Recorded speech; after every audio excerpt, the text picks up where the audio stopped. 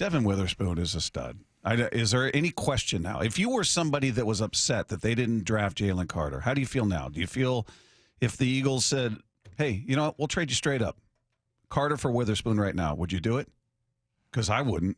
Not a chance. Well, especially what you're getting out of your D linemen. Your D linemen are really Jaron Reed. He got his 4th sack, I think. Yeah. Him and Mafe both with 4 sacks. But that's 4 games in a row for Mafe. Yeah, with a sack. Yep. And then also, you look at we haven't really seen Cameron Young that much, but Dre Jones, who jumped off sides yesterday. That one always kills me because they had him pinned down on the 2-yard line, and when you jump off sides, you let him out. It's kind of painful, but. Dre Jones has been really good. So, yeah, I mean, I think the defensive tackle thing has kind of worked out. So I don't know anybody that would say that they wouldn't have Devon Witherspoon. They'd rather have Carter. I mean, text it in, Mac and Jack's Brewing Company hotline, text line, 866-979-3776. Yeah, I watch Jalen Carter every once in a while.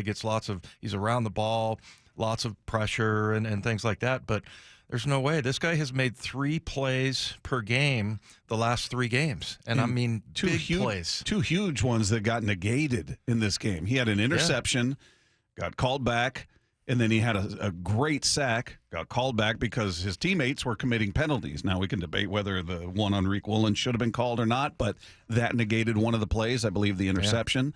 Or maybe it was a sack. I can't remember. It negated one of the 2. Well, the hold negated the sack. Was that the Reek Woolen one? Yeah. And then the other one was hands, hitting. They called it on. Was that Mafe? They called it on Mafe, but it actually was 93, not 53. Okay. So it was the guy we talked to last week. I'm just blanking on his name. Junior. Mario Edwards. Mario Edwards Jr. So it was the guy we talked to last week. Can you narrow it down, Dave?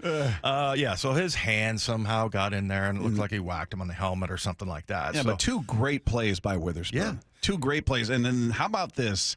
This hit was spectacular, and more importantly, there was no flag thrown on it. 2nd down and 1. Dobbs looking to throw. He does. Oh, my goodness. The hit was by Witherspoon. The catch by Rondale Moore, and how he hung on, I have no idea. It was a good, clean, legal shoulder hit by Witherspoon on Moore, who held on after picking up 4 yards. Holy smoke, what a shot. I don't know if you noticed, Lefko, he and Rabel were kind of harmonizing on that. Dave went the low note. He goes, oh. And then you heard Rabel go, oh. Here, listen, they kind of harmonize right here. 2nd down and 1. Dobbs looking to throw. He does. Oh, my goodness. The hit. Well, that's just because Rabel's stones haven't dropped yet. Jeez. But, I mean, that was a great hit. That was a phenomenal hit, and it was picture perfect. There was no helmet, and anytime there's a big hit, you feel like, all right, where's the flag coming? Even if it's clean and it's textbook, if it looks bad, like it hurt, you feel like a flag's coming. Do you think it was on purpose? Do you think he, I'm going to close on this as fast as I can, and I'm going to keep my head out of it and hit him with the other shoulder? Or I'm going to assume that's just how he's been trained to do it. I don't think in that split second he was thinking, okay, I got to keep my head here. Right. It's too quick. You can't have that thought. Yeah. Well, and actually, if you want a big hit, you get your head across. Yeah. And that way your bow or whatever Jack Elway used to call it, the late great Jack Elway, head across the bow. He'd always say, but that's how you really hit somebody But he had enough to do it that way. I just don't think it was planned.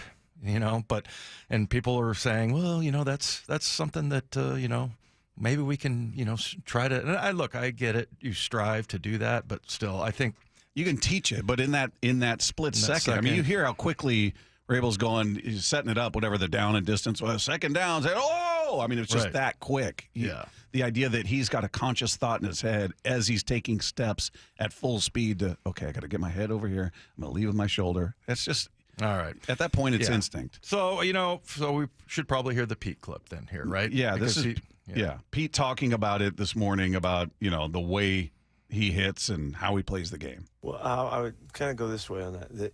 he understands how to make the plays that can be made in this game, and he has an awareness. He can hit like he's a linebacker. He can hit like he's a defensive end coming off the edge. He can hit like a cornerback coming up, and he can also figure out when it's the right time and not the right time. I think I said that a while back, that he picks his spots. But he has in his arsenal all of the things that you can do in the game. Okay, yeah, I heard a clip from Pete where he was like, yeah, this is how we need to play the game. It keeps it safer, keep your head out of it and stuff like that. Let me just propose this scenario that if it's McBride, the big 260-pound tight end, you can't hit him on that side. That was Rondale Moore. Yeah. Rondale Moore is a very small dude. So, that if you really want to take a big dude down, you have to get your head across. But either way, this is 3 weeks in a row, and again, these 2 of the plays were negated. I don't care. They still happened. And that's 3 weeks in a row where he has made, of course, they had the bye week in there, but where he's made 3 plays. He knocked down 3 passes last week.